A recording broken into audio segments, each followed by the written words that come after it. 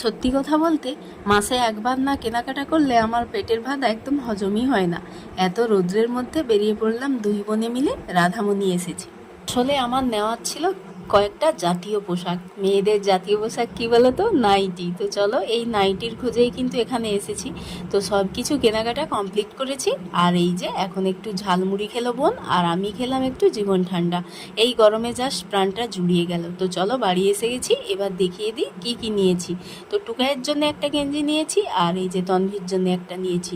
যা নিতে হবে কিন্তু দুজনের সমান সমান নিতে হবে, না হলে ওরা খুব রাগ করে। তো চলো এই জামাটা কিন্তু আমার খুব পছন্দ হয়েছে, তো সেই কারণে এই জামাটা নিয়েছি।